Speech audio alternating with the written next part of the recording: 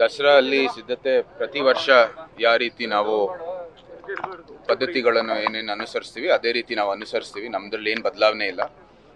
ಪ್ರತಿ ವರ್ಷವೂ ಅದು ಪ್ರಕ್ರಿಯೆ ಅಂತ ನಡೀತಾ ಇದೆ. ಎಲ್ರಿಗೂ ಕೂಡ ಏನು ಖಾಸಗಿ ದರ್ಬಾರು ಮೇಲೆ ತುಂಬಾ ಇದಿದೆ,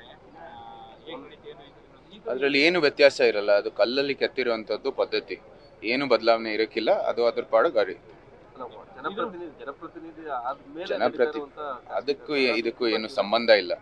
ಈಗ ಜನಪ್ರತಿನಿಧಿಯಾಗಿ ನಾವೇನು ಪೂಜಾ ಪದ್ಧತಿಯಲ್ಲಿ ಏನೂ ಬದಲಾಯಿಸೋಕ್ಕಾಗೋದಿಲ್ಲ. ಜನಪ್ರತಿನಿಧಿ ಆಗಿರೋದು ಪಬ್ಲಿಕ್ ಸ್ಪೇಸಸ್ ಅಲ್ಲಿ, ಮನೆಯಲ್ಲಿ ಏನು ನಡೆಯುವಂಥದ್ದು ಪೂಜೆ, ಅದು ಮನೆಯಲ್ಲಿ ಏನು ಪದ್ಧತಿ ಇದೆ ಅದೇ ಪ್ರಕಾರ ನಡೆಯುತ್ತೆ.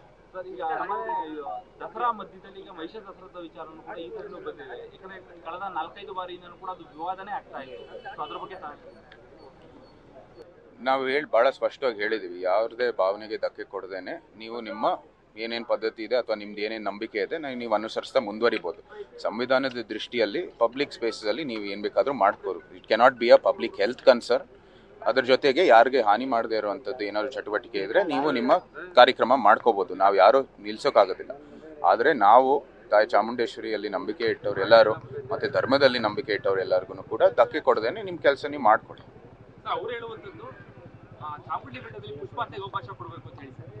ಇಲ್ಲ, ಅದೇನಕ್ಕಲ್ಲ, ಚಾಮುಂಡೇಶ್ವರಿ ತಾಯ ಕ್ಷೇತ್ರ, ಜಿಲ್ಲಾಡಳಿತ ಏನಿದೆ ಅವ್ರು ಕ್ರಮ ತಗೊಳ್ಳಿ. ಅವರು ಏನಿದೆ ಇಲ್ಲಿ ಪದ್ಧತಿ ಏನಿದೆ, ಧರ್ಮದಲ್ಲಿ ನಾವೇನು ಅನುಸರಿಸ್ತೀವಿ, ನಮ್ಮ ನಂಬಿಕೆ ಏನಿದೆ ಅದಕ್ಕೆ ಧಕ್ಕೆ ತಗೊಳ್ದೇನೆ ಇವರು ಅಧಿಕಾರಿಗಳು ಸೂಕ್ತ ಕ್ರಮ ತಗೊಳ್ಳಿ.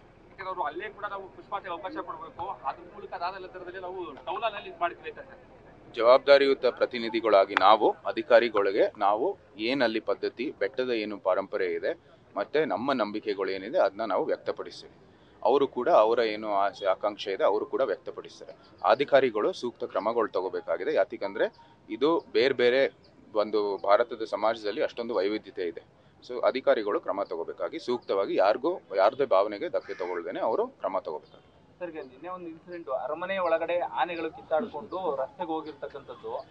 ಅಷ್ಟಾದ್ರೂ ಕೂಡ ಅಧಿಕಾರಿಗಳು ಎಚ್ಚರಿಕೆಲ್ಲ, ಸಾರ್ವಜನಿಕರು ಹೋಗ್ತಾರೆ, ಆನೆಗಳನ್ನ ಮುಟ್ಟಿ ಸೆಲ್ಫಿ ತಗೊಳ್ಳೋದು ಅದು ಬಹಳ ಗಂಭೀರವಾದಂಥದ್ದು ಘಟನೆ ನಡೆದಿರೋದು. ಯಾಕಂದ್ರೆ ಇದು ಹೌದು ಡೊಮೆಸ್ಟಿಕೇಟೆಡ್ ಆಗಿದ್ರು ಸಹ ಒಂದು ರೀತಿ ಅದು ವನ್ಯಜೀವಿನೇ ಆನೆಗಳು.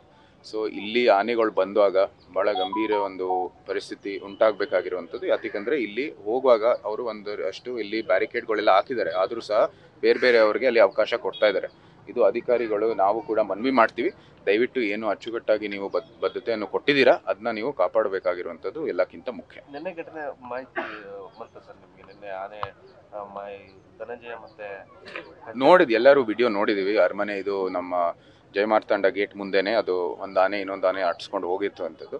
ಅದು ಬಹುಶಃ ಅದು ಜನರಿಂದ ಏನೋ ಆಗಿಲ್ವಂಥದ್ದು ಅಂತ ರಿಪೋರ್ಟ್ ಬಂದಿದೆ. ಆದರೂ ಸಹ ಇದು ವನ್ಯಜೀವಿ ಆಗಿರೋದ್ರಿಂದ ಒಂದು ಸ್ವಲ್ಪ ನೀವು ಅಚ್ಚುಕಟ್ಟಾಗಿ ಏನೇನೋ ಸೆಕ್ಯೂರಿಟಿ ಇದೆ ಅದು ಕೊಡಬೇಕಾಗಿದೆ. ಮತ್ತು ಜನರು ಕೂಡ ಇದು ವನ್ಯಜೀವಿಯಾಗಿ ನೋಡ್ಕೋಬೇಕಾಗಿರುವಂಥದ್ದು ಎಲ್ಲಕ್ಕಿಂತ ಮುಖ್ಯ. ಪರಿಸ್ಥಿತಿ ಹಂಗಿರ್ಬೇಕಾದ್ರೆ ಜನಗಳು ಅದನ್ನ ಇಲ್ಲಿರ್ತಕ್ಕಂಥ ಜನಗಳು ಮುಟ್ಟಿ ಫೋಟೋ ತಗೊಳ್ಳೋದು ಯಾರು ಬಿಡ್ತಾ ಇದ್ದಾರೆ ಅವ್ರನ್ನ ಮುಟ್ಟಕ್ಕೆ?